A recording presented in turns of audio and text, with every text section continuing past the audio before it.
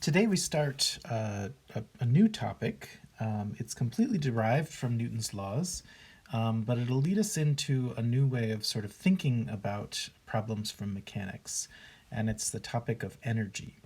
So today we're going to talk mostly about something called work, which is, one can think about it as a way of transferring energy to an object. And then in the following lecture that we'll have next time, we'll talk about energy a little bit more generally, and in particular the conservation of energy and how we can use that principle to solve some of the same kind of problems that we've done before, but also some more complicated mechanics problems. But today we focus on work, which is sort of the new thing that brings us to the topic of energy. And I want to talk a little bit about that generally in an overview. Then we'll do a brief math discussion that extends our understanding of how to use vectors. We're introducing something called the scalar product, or you might hear it called the dot product of vectors. Then we'll introduce the work, which obviously needs that scalar product that's in the definition of work. So we'll introduce it and talk about how to use it. We'll do a couple of examples along the way, but then I'll do a larger example of dragging a box and calculating the work done by the forces. And then we'll talk about something called the work-kinetic energy theorem, which is really something that we can use to apply the concept of work to do some problems. So it's sort of a fundamental idea, and in fact it's basically just a definition of the kinetic energy, which is something that we'll use going forwards. And finally we'll talk a little bit about the work done by a changing force. The simplest expression of the work that we'll talk about will be a constant force, but we'll be able to do some calculations for a changing force. So first, an overview. We're really trying to form a bridge here from Newton's laws, and in particular the use of forces, into something that has become much more general in physics. So not only in classical mechanics, but really in almost every field of physics, energy has become sort of a unifying principle. So what do I mean by that? Well, you know about energy already. I mean, you have energy sort of ingrained in your daily life. You know, you turn on the lights in your house. That looks more like a fire. Maybe I should put them inside of light bulbs there. You turn on your light bulbs in your house, and you know that in order to turn on the light bulbs in your house, you must have some power that's coming into your house. Maybe it goes through some meter on the outside of your house that is read by the meter person every month, and they tell you how many, for example, kilowatt hours of energy you used in order to turn on the lights in your house and run the refrigerator and everything. That energy, of course, comes from, for example, some plants that might, burn natural gas or coal or something like that, or it could come from a hydroelectric power plant, which is basically a power plant that has water wheels placed underneath a waterfall. And in fact, there's energy right there, in your home. So right on your table, when you have like the little carrot sitting there as a snack, that carrot has some energy in it. We say that it has maybe, 80 calories. That those calories are a unit of energy as well. And when you eat those calories, you're giving energy to the cells that work in your body. There's this thing called ATP in your cells that converts things like usable carbohydrates into energy that can be used for your cells in order to power your body. So energy is sort of everywhere, and we'll make this transition from talking about forces into talking about energy. We, of course, won't go through all of these different topics of electrical energy and nutritional energy and ATP in this course, but this is the stepping stone to that complete discussion. So just a couple words about energy before we talk in detail about how we get there. One is that energy is transferred. So you could sort of see that in the picture that I've drawn here. We'll say that the water, which is falling down here, has some potential energy up at the top. And then when it hits the wheel, it's going to be moving with some velocity. And we say that it has some kinetic energy. So that's one example of the transfer of energy that we have. But then the work that the water does on the water wheel is used to translate that mechanical energy into an electrical energy, which can then be stored in a battery or transferred through power lines in order to power your light bulbs. And in fact, you could do this yourself. You could build a little stationary bicycle and pedal, do some work on that bicycle in order to light up a light bulb. So energy is something that's very easily transferred. And that's probably one of the reasons that it's such a useful and important way of describing the world. Another really important thing about energy is that it is conserved, meaning that it might change form, but the total amount of energy remains the same. So the total amount of what we would call gravitational potential energy of the flowing water is then transferred into kinetic energy, and then that kinetic energy is transferred into electrical energy. And in some way, the total amount of energy, so you could talk about it in some units, those units are called joules, the total amount is conserved. It remains constant throughout that entire process. It might change forms, and in particular there are ways in which you can sort of lose energy from a usable form through things like friction and heat, but the total amount of energy remains conserved, and that is one of the basic principles of physics now. So I said that energy has become a theoretical organizing principle of physics, and the story is really this. So we start with Newton's laws, as we've been talking about. We know what forces are right now, and then we're going to transform the idea of a force into, via something called work, into something called energy. Just to tell you quickly what work is, it is a force applied over a distance or a displacement, and that is what we will call energy. And then energy, within physics, you can have an energy description in mechanics, which we'll talk about this semester, but then it leads to other descriptions of other parts of physics. So for example, it's a unifying principle in quantum mechanics. So the understanding of very small particles like atoms and electrons, it's a unifying principle in particle physics. So the understanding of how the collisions of particles create energy, and our understanding of the basic foundation of matter in the universe.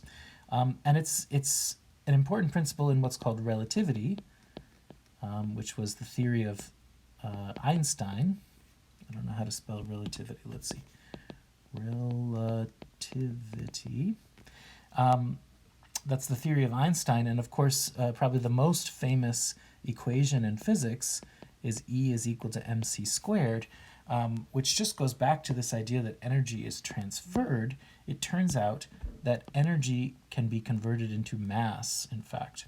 So physics has now understood that energy and mass are sort of one and the same. They can be written almost in the same units. And that means that we can make an association between, for example, the motion of a particle and the amount of energy that it produces when it collides with something, and then the mass of the products of those things that come out of the collision. So it's a very important principle. And as I said, we're not going to talk about all of this semester.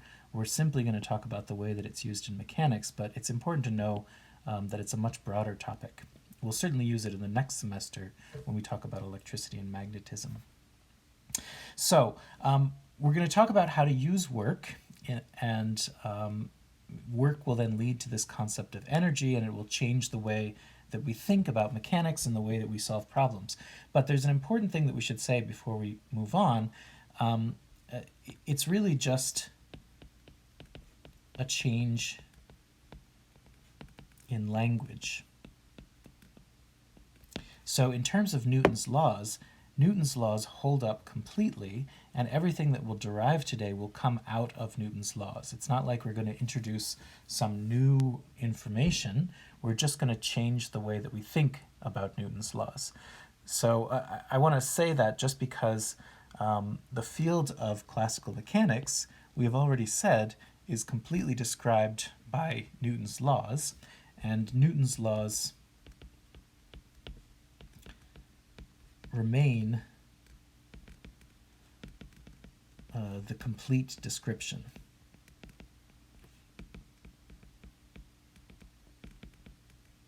Description of mechanics.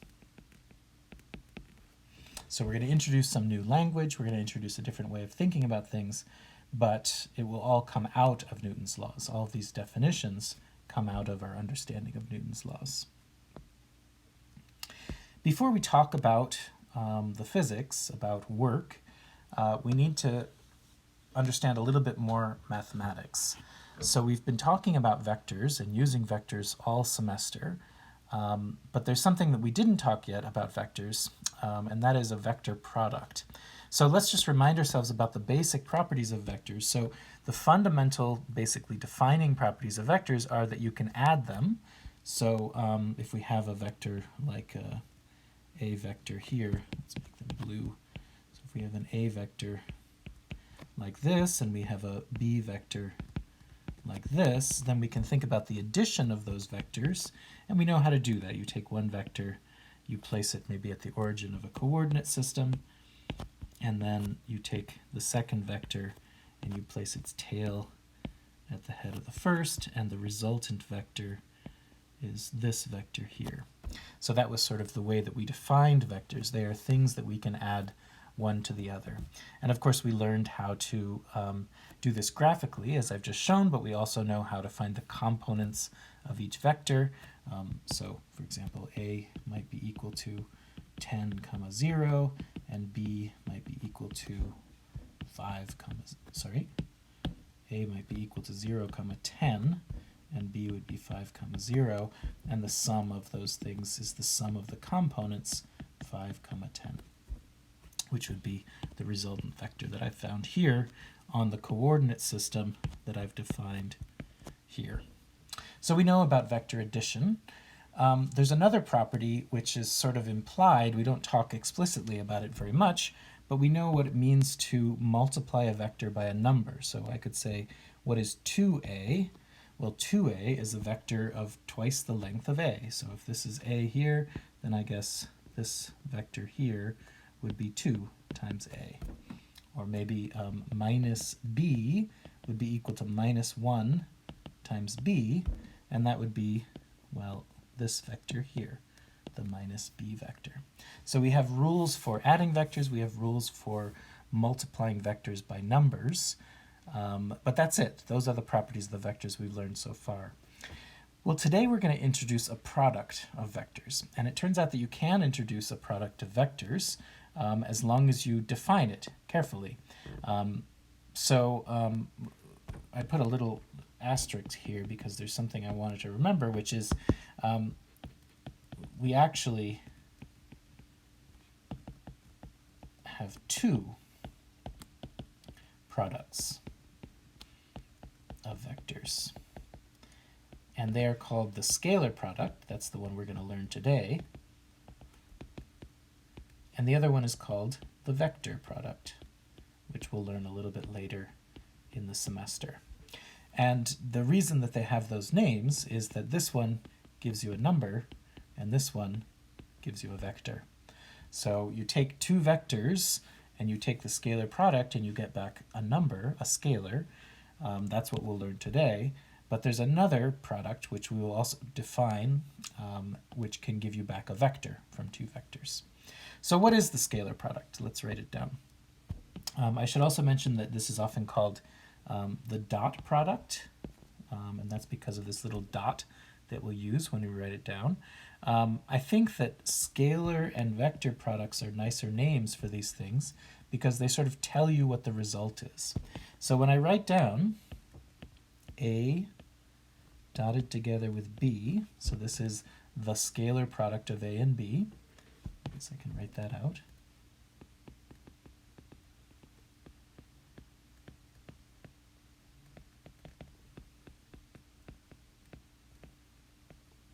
So that's what we mean by that.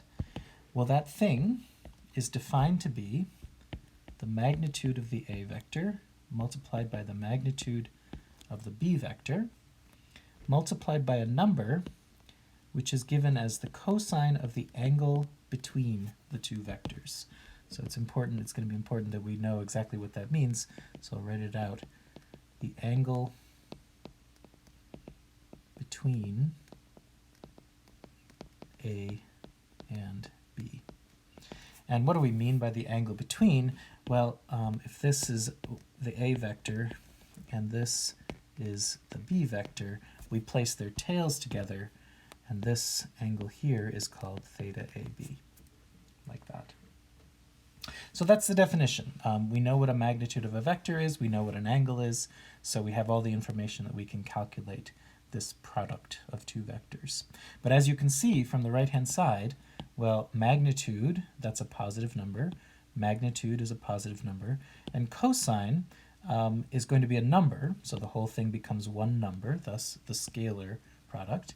But this number, cosine of theta, could be anywhere from 0 to, from +1 to -1.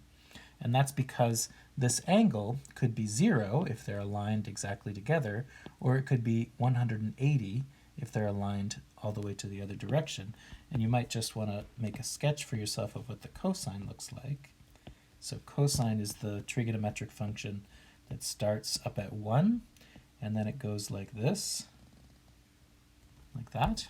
Well, we're only going to go to 180 degrees, or you might call it pi radians. So you can see that the cosine in that range goes from +1 to -1 there, depending on if you are at 0 degrees. 90 degrees will give you 0, and then cosine of 180 degrees will give you -1. So it's just nice to remember what the cosine does. Okay, so that's our definition, and now we'll use it. So let's do an example. We'll find the scalar product of A and B, where A is, has a magnitude of 10 and B has a magnitude of 8.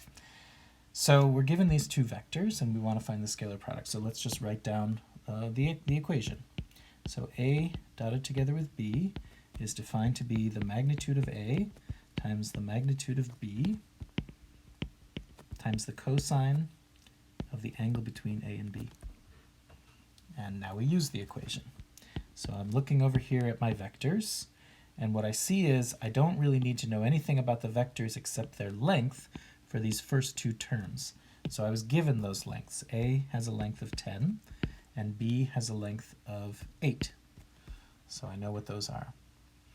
Now, at this point, I have cosine of the angle between them. So now I do need to look at the vectors. Their directions matter at this point, but they matter in the way that depends only on the angle between them. So let's make that angle between them using this rule that I set up here, where we look at what the angle is when we put their tails together. So we'll put their tails together. Let's just make a little schematic. So here's A, and then here's B. And where's the angle between them? It's right here. So what is that angle? Well, we were given an angle in the picture. This theta was given to us as 30 degrees, but that's clearly not the angle between A and B. So the other angle must be 60 degrees. So we can write cosine of 60 degrees there. And what is that? I think that cosine of 60 is 1/2. So therefore this becomes 10 times 8 times 1/2. Well, that's 40. So the scalar product of A and B turns out to be the number 40.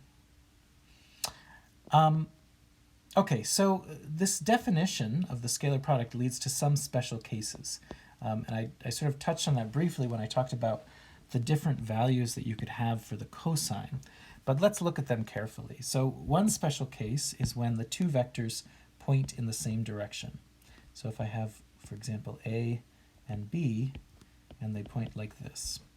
Well, why is that a special case? It's a special case because the angle between them is equal to 0. Do you see that? So you should always put their tails together.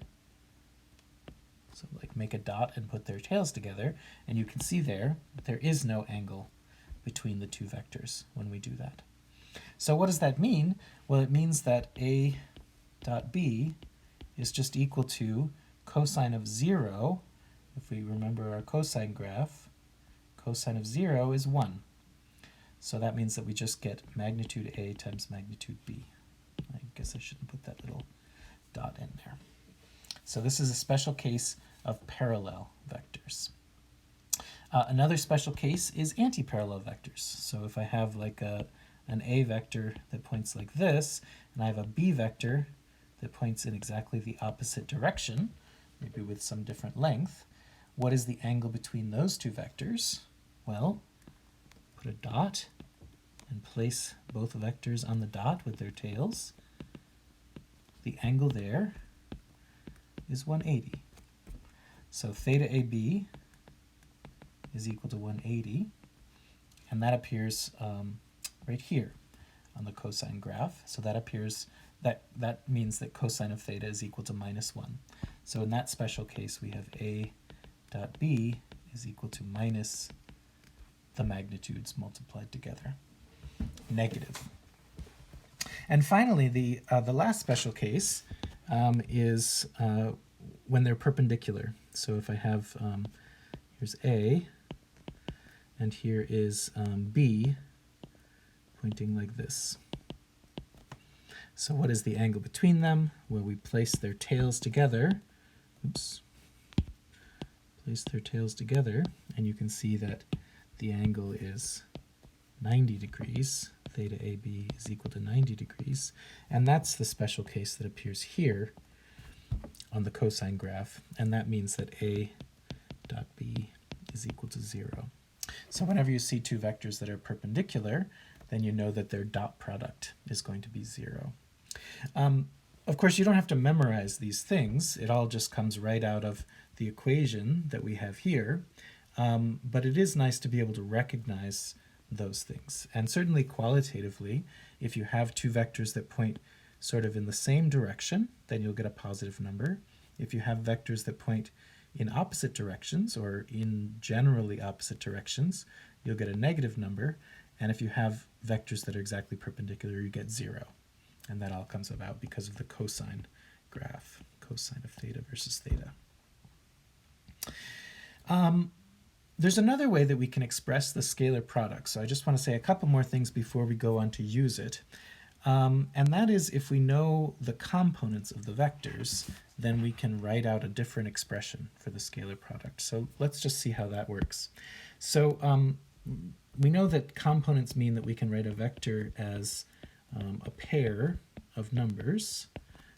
So just to remind you what that looks like, if we have an x and a y, then A maybe looks like this. Here's the A vector, and its projection to each axis will give you the AX value and the AY value. So that's what that means. But you may not remember that in the very beginning, what we defined for this pair of vectors was actually that it's the sum of two vectors along the axes in some sense.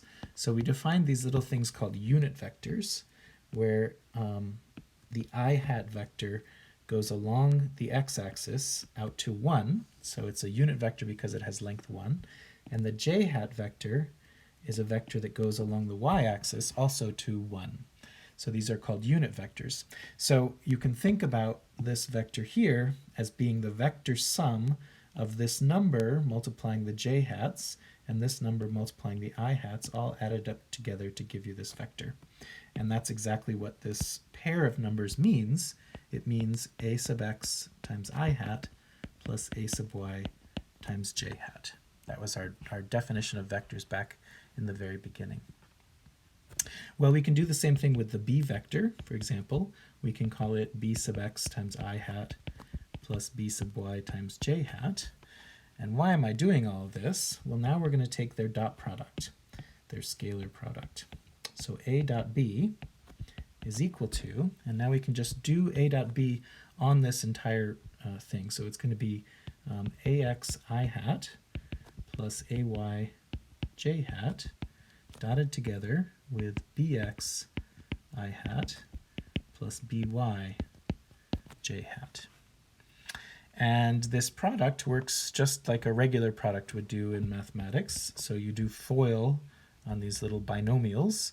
So first is ax bx, and then you take the dot product of I times I. So you get I hat dotted with I hat. You see where that comes from? It comes from this term multiplying this term. And then we can do the rest of the four terms. So we then have, let's say, ax I hat times by j hat, and that becomes I hat dotted with j hat. And then we have ay j hat times bx I hat, so that's j hat dotted with I hat. And finally we have ay j hat dotted with by j hat, like that. Let me write it in the same way that I did the others. It's ay by j hat dotted with j hat.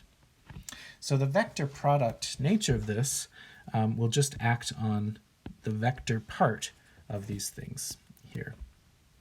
And then we can actually compute them immediately. So if you look at this picture, you can see what I and j look like. Well, what is the dot product of I and j? We just learned that. J points along the y-axis, I points along the x-axis, so the angle between them is 90. They're just like this pair up here, and therefore their scalar product is equal to 0. So this term goes to 0, and this term goes to 0. What about I hat with itself? Well, I hat points along the x-axis, and I hat points along the x-axis. So when you take the scalar product of two vectors in the same direction, that was the special case we had up here. The angle between them is 0, and you just get their magnitudes. So let's write this out quickly. We have I hat dot j hat is equal to 0, and I hat dot I hat, well, let's be a little bit more careful with that one. It's going to be the magnitude of I hat times the magnitude of I hat times cosine of 0 degrees. Well, that's just 1 times 1 times 1. The one up here was 1 times 1 times 0. So I hat times I hat, that's just 1, because they're unit vectors. And j hat times j hat, that's exactly the same thing. It's 1. So what do we find?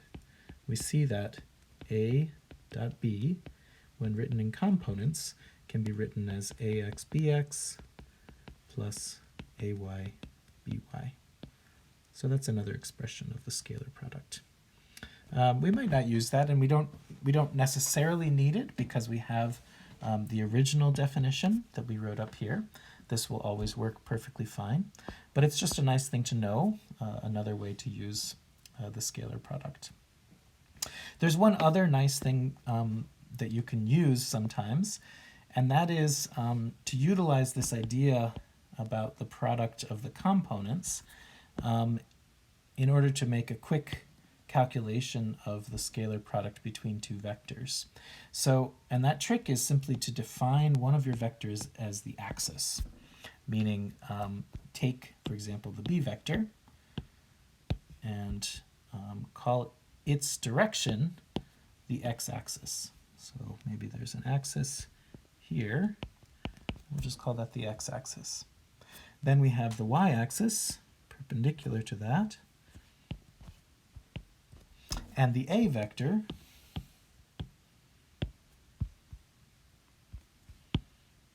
will look like this. And so what is A dot B in these coordinates?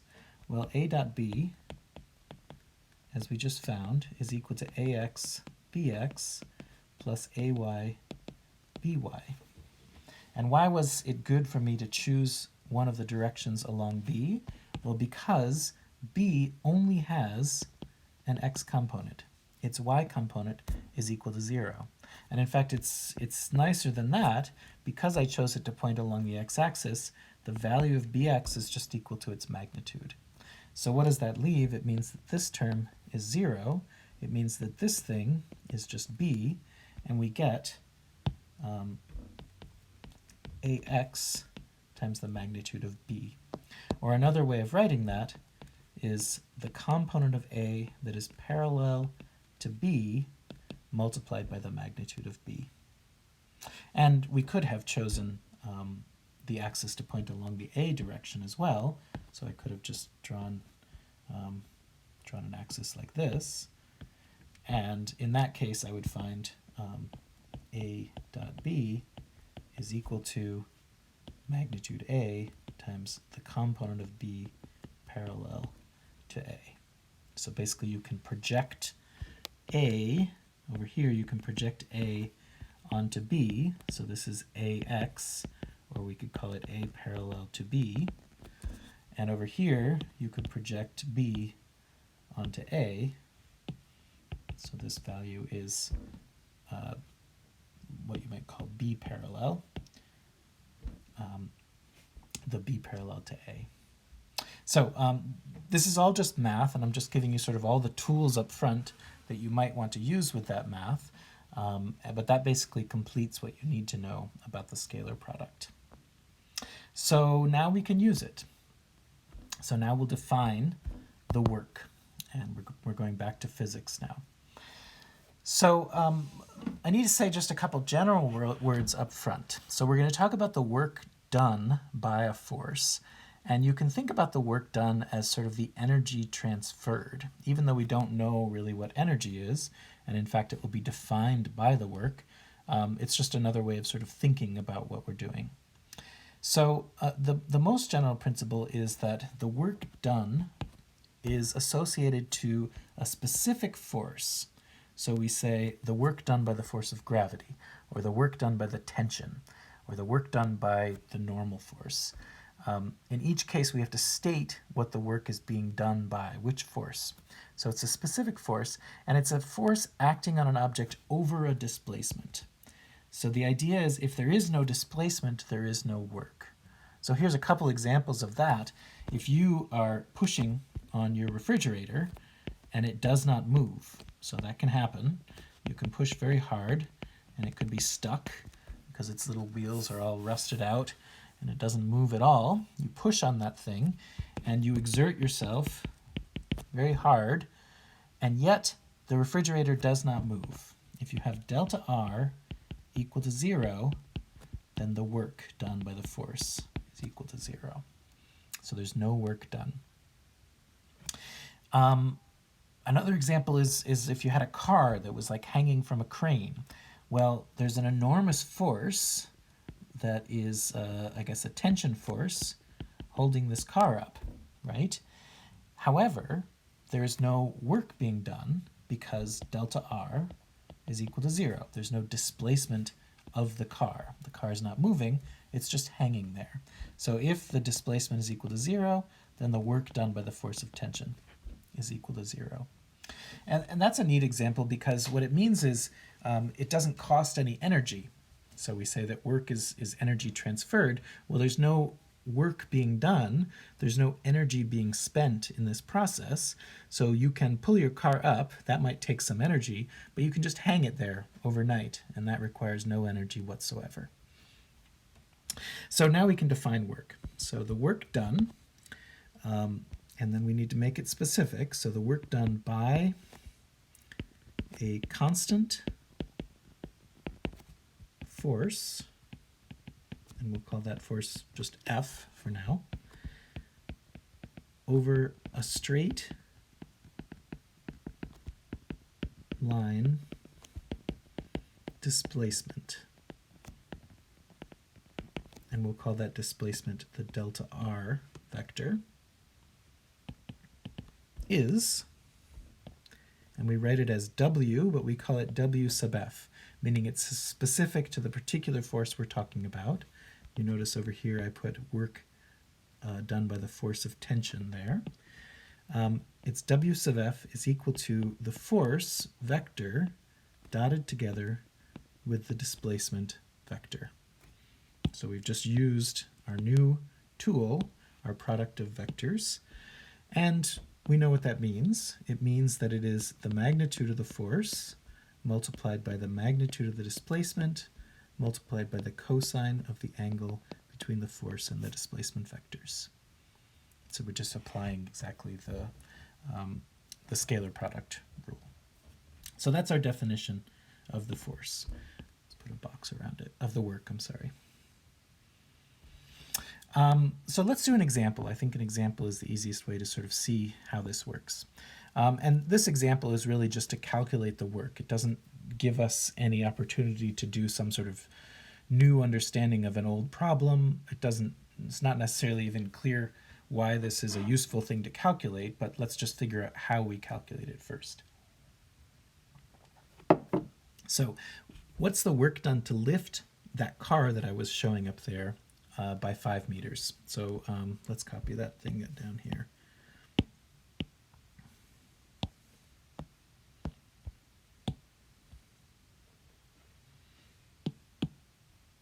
So we have a crane that's holding up a car by some wire. And what we said above was that there was no displacement and therefore there was no work. But now we're saying, okay, we're going to lift this thing up to a height of 5 meters. So the car started on the ground and now we're going to lift it upwards.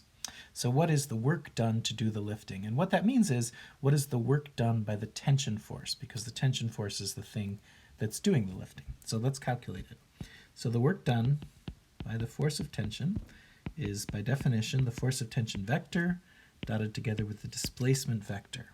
Well, just by writing that down, I see that I need to draw something else in my diagram, and that is the displacement. So I've indicated the height at which the car is going to move from the ground to a height of 5 meters, but I haven't shown the displacement. And the displacement is just the vector that goes from the initial position to the final position. So it's a vector that points from the ground to the point at which it stops, the height. So that's our delta r vector. And maybe you can already see how this is going to turn out because you know how the scalar product works for different vectors. So what do we have?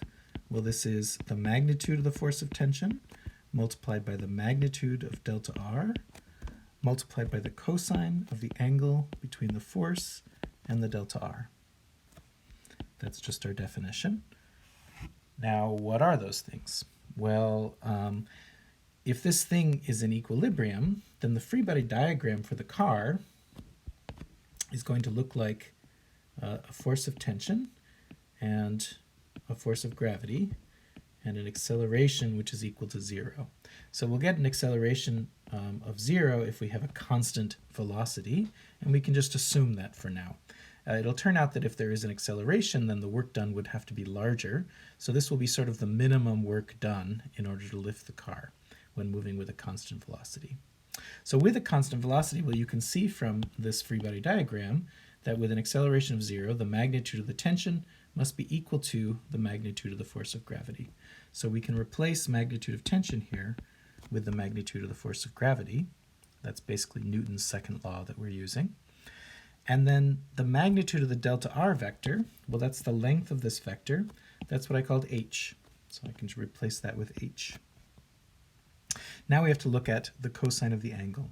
So remember how we find that angle? We take the two vectors and we place their tails together. So we have the force of tension, and then we place the tail of the displacement vector right with it.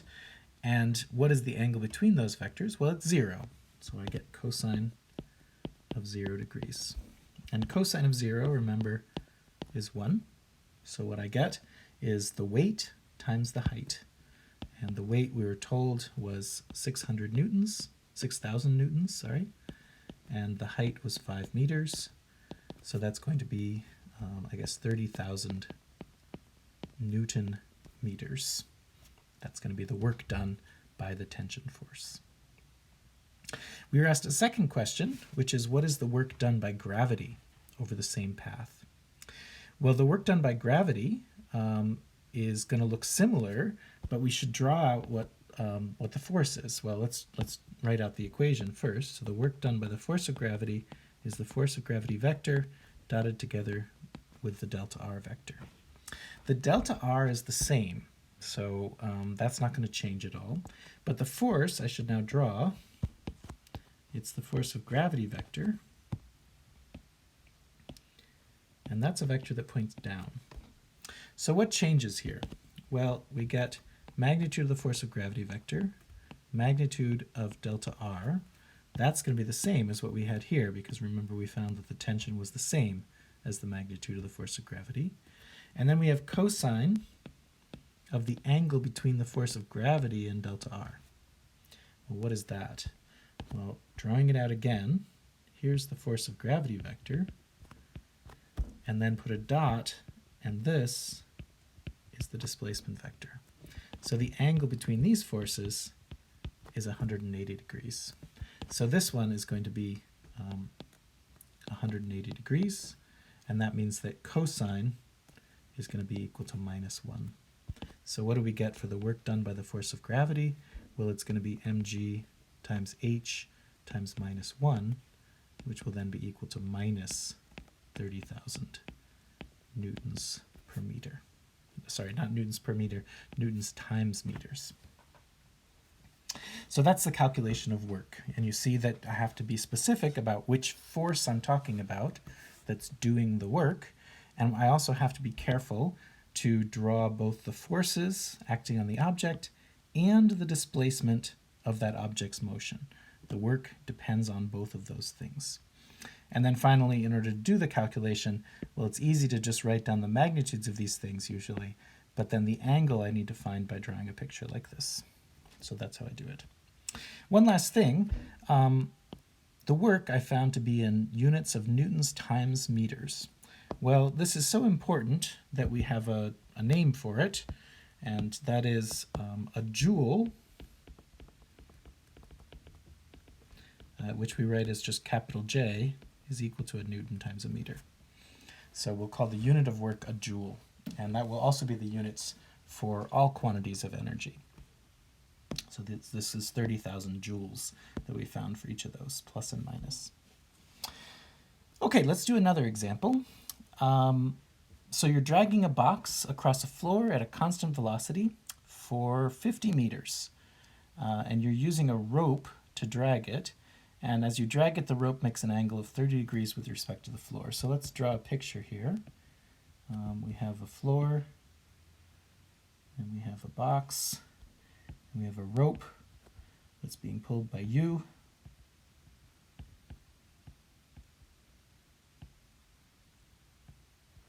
There you are.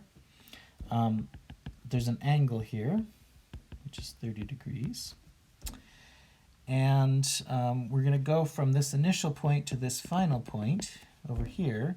So we could say that that's a distance which is equal to 50 meters. And what else? We're told that there's a coefficient of kinetic friction. So between the box and the ground, there's a mu k, which is equal to 0.5. And I guess that's it. Now the question is, find the work done by each force. So we've sort of seen how to do that in the previous example. You just write down the equation for the work, and then you use it to find the work done. So let's do that. There's going to be a little complication here. So what are the forces? Well, let's do that first. We could just draw a free body diagram for the box. So what are the forces? Well, there's a force of you pulling it, force of tension. There is a force of gravity because it has some weight. there is a normal force because it's touching the floor, and we're told that it moves with a constant velocity, so v is equal to a constant, which means that the acceleration is equal to 0. And in order for that to be true, well, certainly the sum of these forces is not going to give a 0 acceleration, right? It's going to give something pointing off toward the right. So there must be a backwards pointing force, and of course that is the force of friction. So there's a force of friction, and it's a kinetic frictional force because the object is in motion with respect to the floor. So these are the forces, and we need to find the work done by each of them. So let's do it. What should we start with? How about the tension force? So let's say the work done by the force of tension. And now we just write down our equation sheet, our equation off of the equation sheet. So it's the tension force dotted together with the displacement vector. Just by writing down the equation, I see something that I'm missing. I need to also include the displacement vector. So let's put that here. So it's going to have a length of d, but it's going to point from the initial point to the final point. So this is my displacement vector here. And notice it's the path of the object. So you're dragging the box, and although you're pulling up on it with a tension, the box remains on the floor, so the path is directly parallel to the floor, exactly parallel. So that's where a delta r vector is. Okay, so let's see what we can get. So this tells us that we have the magnitude of the tension multiplied by the magnitude of the delta r multiplied by the cosine of the angle between the tension and delta r. So what do we know in those things? Well, I know what the magnitude of delta r is. That's what I call d. And I know what the angle is between ft and r. So we should draw that out for ourselves. You can just do a sketch. So ft points like this, and r points like this, delta r. So the angle between them, theta f delta r, well, that's equal to the theta that we were given. You can see that. So that's equal to 30 degrees. So I know that this cosine of theta fr is actually just cosine of theta, meaning the theta that I defined in my picture. Now the force of tension is not something that I know. So what do I do? Well, I need to know what its magnitude is to solve this, so it looks like I'll need to do Newton's second law on this problem. So let's write down Newton's second law. So we have F net is equal to ma, and F net in this case is friction, normal, gravity, tension. We know how to do Newton's second law. I want to choose myself a coordinate system, so let's just choose this one. And then we look at it in each coordinate direction. So in the x direction, well, friction is pointing in the negative x direction, so that's going to be minus the magnitude of the force of friction.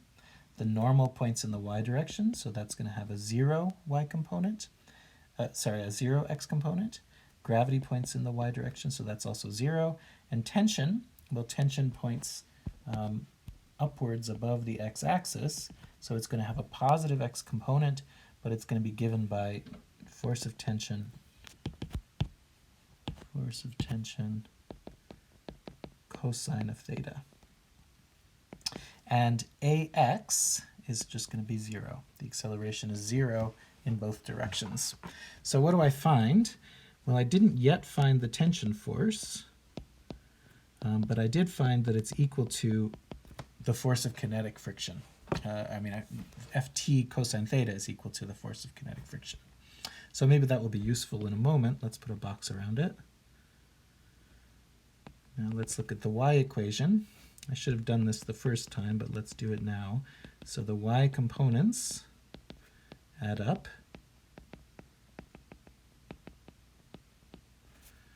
Ay, again, is equal to 0. Friction y is equal to 0 because it points along the x-axis. Normal y, well, that points along the y-axis, so it's plus magnitude Fn. Fgy is minus Fg, and Fty is going to be plus Ft sine theta. So what do I find there? Well, I find that looks like Fn is equal to Fg minus Ft sine theta.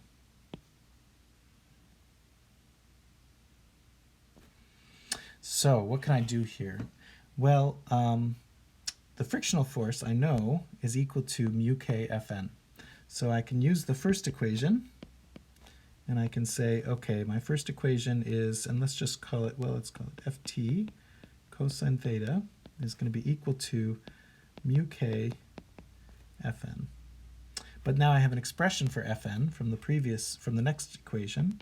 So I have Ft cosine theta is equal to mu k times, and then I have mg minus Ft sine theta. So what does that give me? Well, actually it gives me everything, because I was given the mass, so I know the weight, mg, I was given mu k, and I know the angle, so I only have one unknown in this equation, and that's the tension magnitude, which is what I was looking for.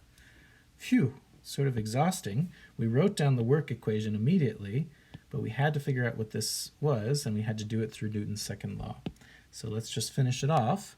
We get, try and put the Ft on the same side. So we have Ft cosine theta, and then I'm going to move the other one over, so I get plus Ft mu k sine theta, and that's going to be equal to mu k times mg. I can factor the Ft out and then divide, and I get Ft is equal to mu k mg divided by cosine theta plus mu k sine theta. Oof, okay, so let's calculate what that is. Gotta pull up my calculator, and we have mu k was 0.5. We multiply it by m, which was 50 kilograms, is that right? Yep, 50 kilograms.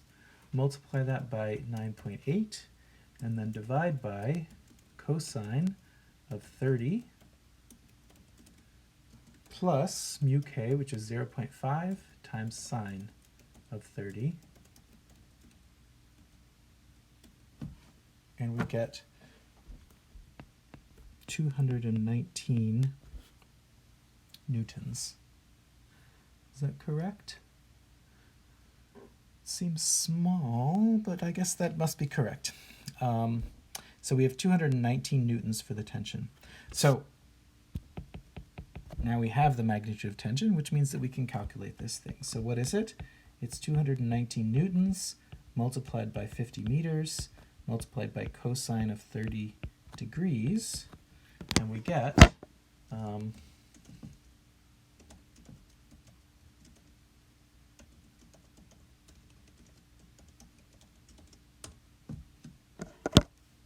about 9506 joules. So the work done by the force of tension is this amount here. Okay, we did one of them. We have 4 forces in our free body diagram. Let's try and do the rest. I promise you that the other ones will be easier. I think the next hardest one is going to be the force of friction. So we get, let's try that one next. So the work done by the force of friction, we write out the equation. And we write out what that equation means. It means magnitude of the force of friction times magnitude of delta r times the cosine of the angle between the force of friction and delta r. So what do we know there? Well, delta r again is d. It's the distance, right? It is the length of this vector, which is the distance traveled along the floor. The cosine of the angle, well, let's try and figure out what that looks like. So the force of friction points backwards, and the delta r points forwards. Again, the The lengths of these vectors don't matter. They can't be compared. One is in newtons and one is in meters. But the angle we can see, so the angle between the force of friction delta r is equal to 180 degrees. So that means that cosine of that thing is just going to be equal to -1. So what is the magnitude of the force of friction? Well, this is again something that we don't know. We'd have to find it from Newton's second law, but luckily we've done all the work. We found out what the tension is, and we have this equation 1, which actually tells us the magnitude of the force of friction. So the force of friction is equal to Ft cosine theta. So I could just, that's from equation 1, so I could actually just plug that in. This is Ft cosine of theta here, because that is the magnitude of the force of friction. And then I can plug that whole thing into my calculator. So we found Ft is 219 newtons. We multiply by cosine of 30.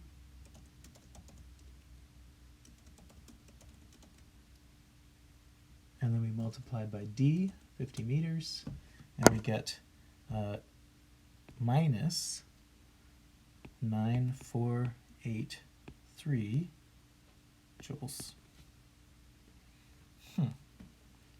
I have a feeling that that's supposed to be equal to the one that we had up there. We'll come back to that in a moment. So I think that let me actually, I rounded my 219. It was 219.53, and if I use that number instead, then I get exactly the same value. So it's just because of rounding that I got a different value. It'll be important that these two numbers are the same, as we'll see in the next section. So the work done by the force of friction is exactly the opposite of the work done by the force of tension. And the reason that the force of friction has a negative work is because of this picture, because the displacement and the force point generally in opposite directions, whereas this one is positive because the displacement and the force point in the same basic direction. Not exactly the same, but they'll lead to a positive work. We have two more forces to go, and they are the normal force and the gravitational force. So let's write it out. The work done by the normal force is the normal force dotted together with delta r. And we can use that definition, which is the magnitude of the normal force times the magnitude of delta r times the cosine of the angle between the normal force and delta r. Well, let's not get carried away by calculating these things, because if we just draw the picture of the normal force and the delta r vector, we see something important. And that is that the angle between them of the force and delta r is equal to 90 degrees. A perpendicular force to a displacement is going to give you a 0 work. So this is equal to 0. And in fact, for the same reason, the force of gravity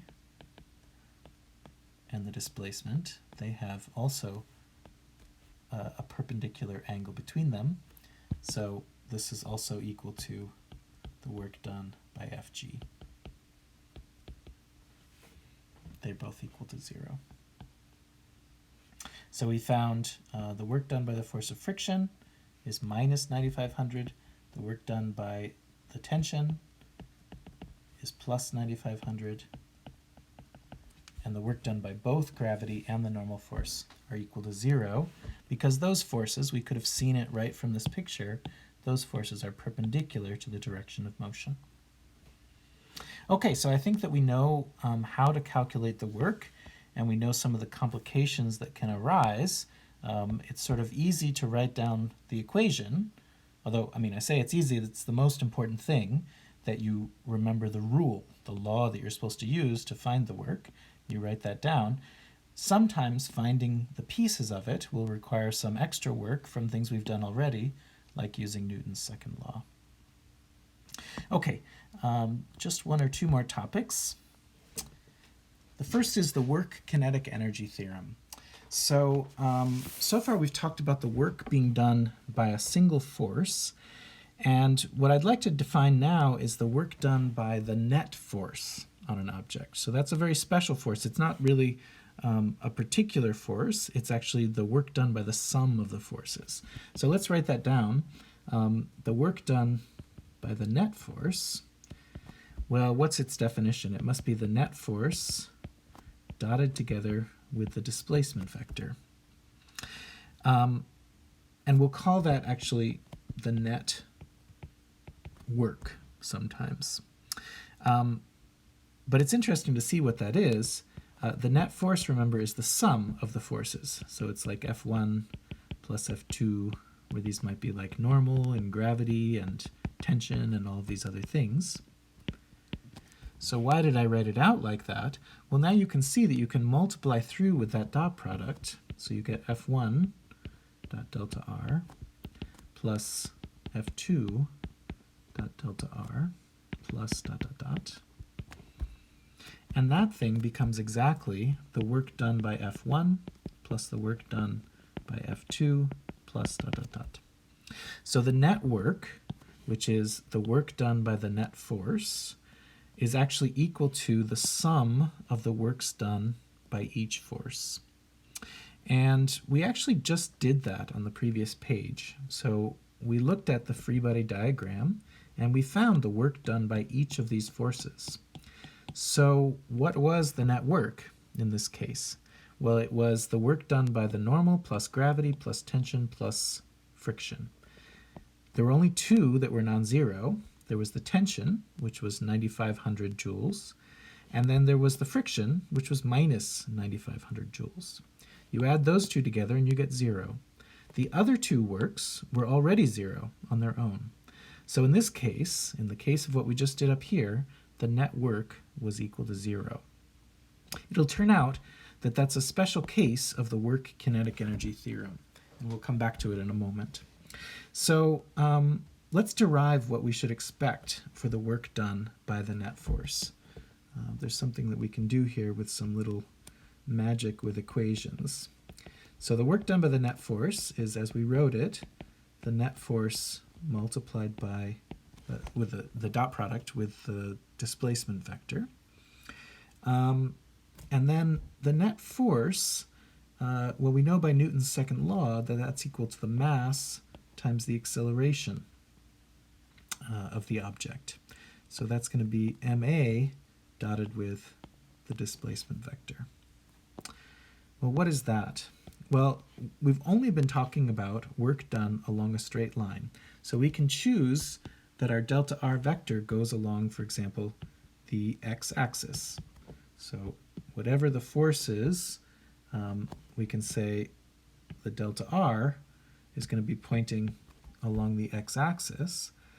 And what that means, if you remember from the other expression, is that we could write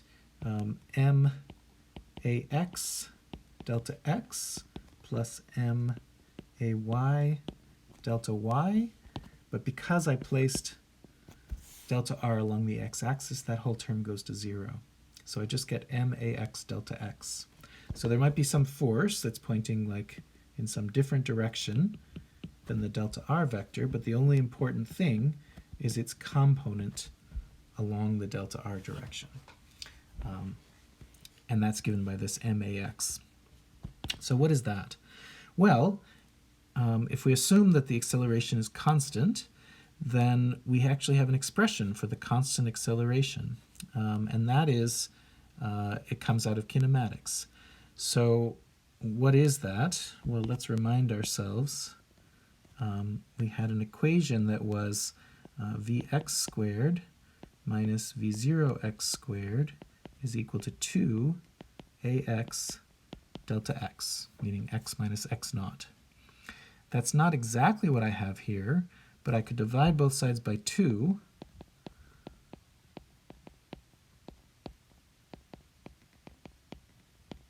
And then I do get exactly what I have here. That's this term right here. So this thing that I found is m times, well, it's times ax delta x, but that means it's m times vx squared, meaning v final squared, minus v initial squared.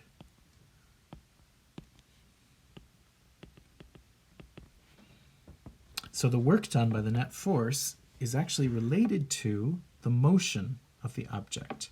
In particular, and I'm just going to drop the x's now, it's given by the final speed squared multiplied by 1/2 m minus the initial speed squared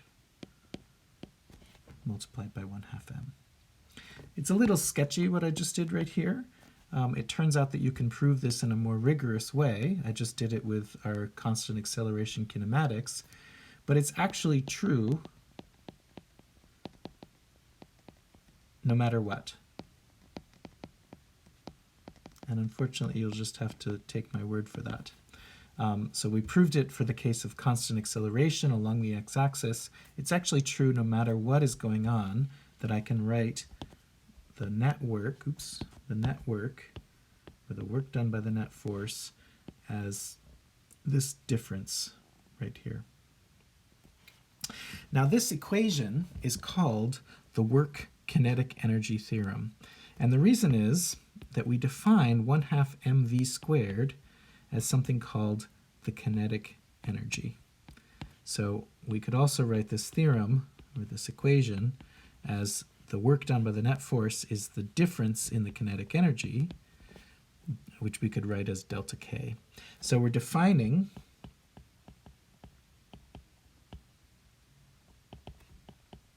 something called the kinetic energy,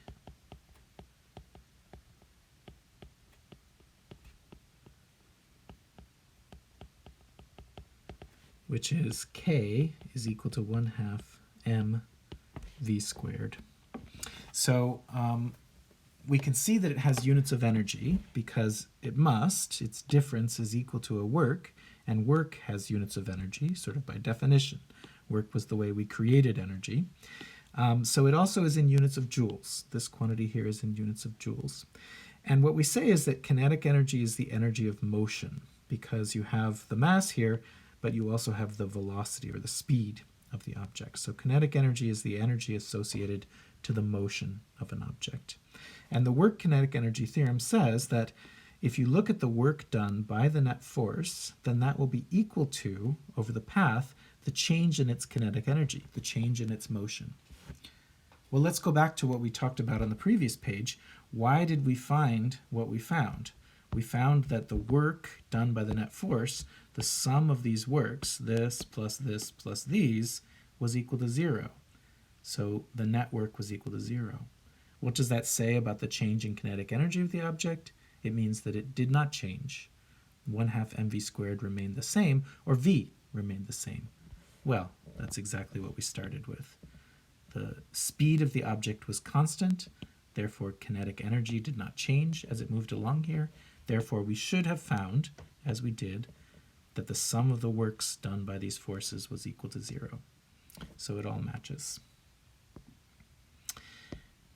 Let's do a short example to show how this work-kinetic energy theorem can actually give us something useful to calculate that we already had some other ways of calculating. So the question is, use the work-kinetic energy theorem to find the maximum height of a ball thrown upwards at 10 meters per second. So here we are throwing our ball. And it will have an initial speed of 10 meters per second.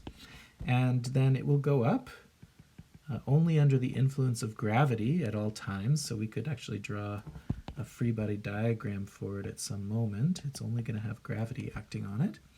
Of course, that means that it's going to have an acceleration which is equal to g. So we could solve this with the equations of kinematics, as we did before, but we want to do it with work-kinetic energy. So how do we do that? Well, let's write it down. The work done by the net force is equal to the change in the kinetic energy. Well, the work done by the net force, it means the work done by the sum of all forces. And I drew this free body diagram. There's only one force acting. So that is the work done by the force of gravity, because F net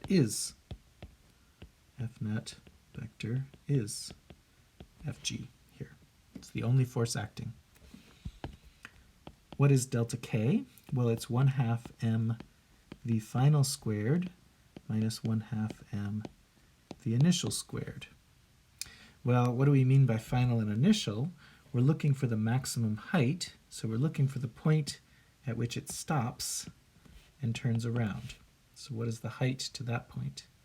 Well, up here, we know v final is equal to 0. That's where it stops. So v final squared will be equal to 0. V initial squared, well, that's what I called v naught. So this is going to be minus 1/2 m v naught squared. Now we need to calculate the work. So on the left-hand side, I'm going to use the equation for the work, which is Fg dotted together with the displacement, but let's write it out just in terms of what that means. So it's equal to magnitude Fg times magnitude displacement times cosine of the angle. Well, I have a displacement in there, so I need to show the displacement vector, and that is going up a vector that points like this. So there's my displacement vector. So I get Fg, well, that's mg. Delta r, the magnitude of that is just h. And then I have cosine of what angle? Well, I have to draw the little picture. So I have Fg pointing down, and I put its tail together with my delta r vector, and I see that the angle is 180 degrees. So this is going to be cosine of 180, which means that the whole thing is just going to be with a -1. So I get minus 1/2 m v naught squared over here. So I have minus mgh is equal to minus 1/2 m v naught squared. And that tells me, well, I can divide both sides by m, divide both sides by g, and I get h is equal to v naught squared over 2g. If you did it with kinematics, you'd find exactly the same answer. We can calculate what that is. Well, let's just do it in our heads. V naught is 10, so 10 squared is 100, and g is also 10, so 10 squared divided by 10 is just 10, divided by 2, this is approximately 5 meters. So we used work-kinetic energy theorem to do something useful, and in the next lecture, when we talk about conservation of energy, we'll do some even more useful things with it. But this is just the first step. One last topic, which is the work done by a changing force. So everything we talked about so far relied on this equation, which was the work done by a constant force,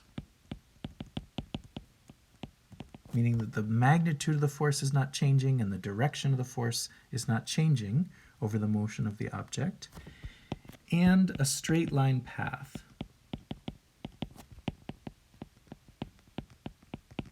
So when we say delta r, we actually mean a displacement vector that points along a straight line here. So can we only calculate work for a constant force in a straight line path?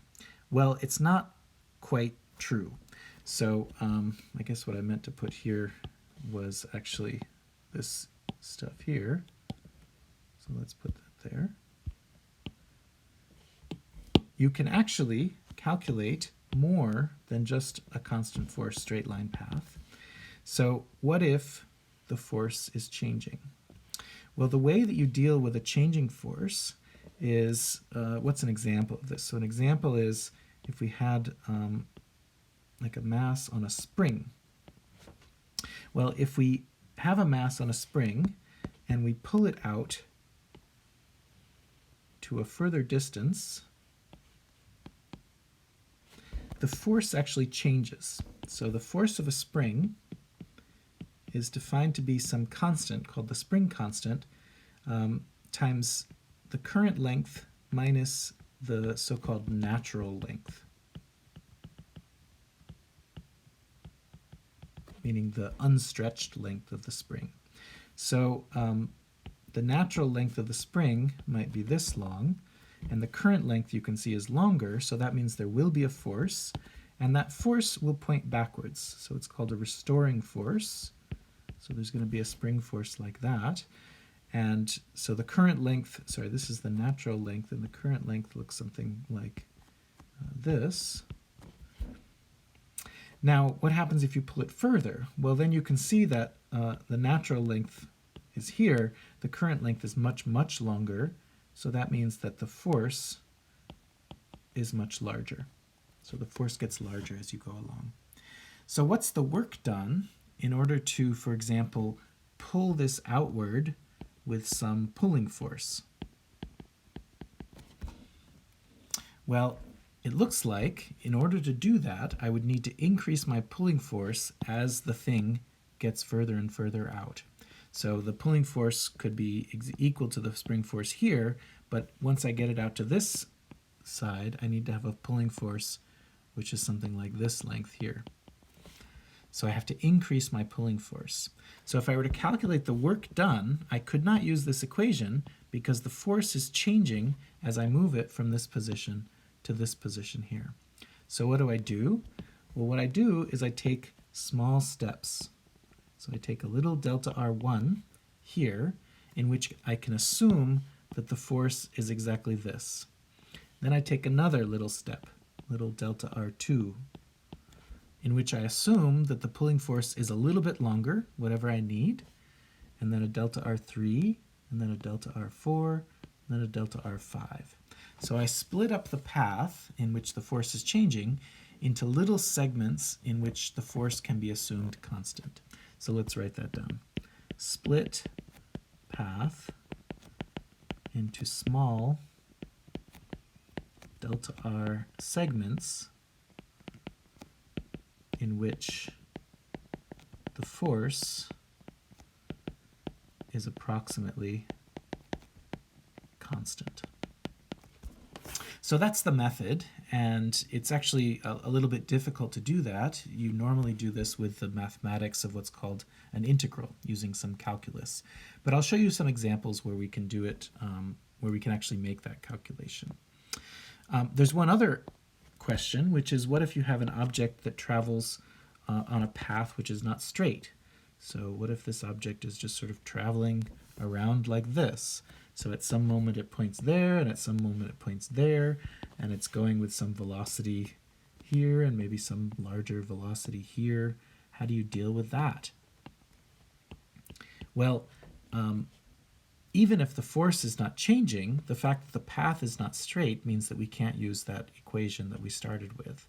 Well, the way that we deal with it is we do exactly the same thing that I mentioned above. We take a little short delta R segment over which the path is approximately straight and the force is approximately constant, and then we take another little delta R segment, and then we take another little delta R segment. So what does that mean? Well, in each of the cases up above, we write the work done by the force is equal to, well, it's equal to F dotted with the delta R, but it's going to be the F1 plus delta R1. And then it's going to be F2 plus delta R2. And then F3 delta R3. So you just split up that curved path, or that path over which the force is changing, and you calculate work for a very short segment, and then you add it to the next segment in which these two things might have changed. So sort of theoretically, it's not that hard to understand this. In order to make the calculation precisely, we have to use a little bit of higher mathematics, calculus. So we're not actually going to do this in most cases, but I will show you one example where we can do it. And that is the work done by the spring force as you pull an object out from equilibrium. So let's look at that case. So we just drew it on the previous page. We have the spring here, and the idea is that when the spring is at its natural length, we call this the equilibrium position of the object. And we'll define an x-axis where the origin is at equilibrium. So because the spring is unstretched in this state, the force is equal to 0. So F spring is equal to 0 in this case. Then we'll pull it out. So the spring is stretched, and you pull it out to some x value, and at that x value, there will be some force of the spring. And the magnitude of the force of that spring will be equal to k times, well, it's going to be times the length that you stretch it minus the natural length, but because of the way I've set up that coordinate system, it's just going to be equal to whatever the x value is that I've pulled it out to. So it's fx is equal to kx there in magnitude. And then we could pull it out further to some final position, maybe call that x final, and the force will be even larger, and it will be equal to, at that moment, it'll be equal to k times x final. So what is the work done as we pull it out there? Well, the way that we do it is we take little segments, little tiny segments of delta r, so delta r1, delta r2, etc. And what we can do is we can plot out what the force is as we increase the displacement. So the magnitude of that force as a function of its position, well, you can see it from these equations here. When the position is equal to 0, the magnitude of the force is equal to 0. So we can make a plot there. When the position is at some x value, the force will be equal to k times x, and when it's equal to some larger x value, the force will be equal to k times that x value. So it's a proportional relationship. It looks like this should be a little bit lower there. It's going to be a proportional relationship that looks like this. So whatever the x value is, the force is going to be proportional to that x value. Well, why do I draw that? Well, this x value can be broken up into the little delta r segments. So I can imagine that the force at this little delta r segment is given by this value, and at this delta r segment it's given by this value, and at this delta r segment it's given by this value. So that sum that I was talking about can actually be seen on this graph. So we know that the work is going to be equal to the sum of the forces times the delta r, and because it points in the opposite direction, there'll be a minus sign out here. But that force times the delta r is just the area of a little rectangle here. So this is a delta r here, and this is the force at that particular moment along the stretched path. So the sum of the force times the delta r is the sum of these little rectangular areas. And we could go out to a value of x final. So what is the total work? Well, we can make a little bit nicer picture where this goes to xf, and this goes to the force at xf, which is going to be equal to k times xf. And the work will be the sum of these rectangles, but it's really just the sum of this area here. And what is that area? So work is equal to the area. And what is that area? Well, that's just a triangle. So it's 1/2 the base times the height. So what are the base and the height in this case? Well, the base goes from 0 to xf, so it's going to be equal to 1/2 times just xf. And the height goes from 0 to kxf, so that's going to be k times xf. And this equation is not quite correct because we said that there was a minus sign out in front, and that comes from the cosine of 180. So the work done when stretching is going to be minus that thing. So the total work is equal to minus 1/2 k xf squared. So that is the work done by the spring force in stretching from equilibrium out to some final value xf there. And we'll come back to that when we talk about potential energy next time. I won't ask you to do such a calculation, but I just want to show you one example of how we can calculate the work over little segments and then sort of add it up to get something when we have a changing force. Next time we'll talk about conservation of energy and conservative forces and potential energy, and we'll be able to use this to do some interesting examples. See you then.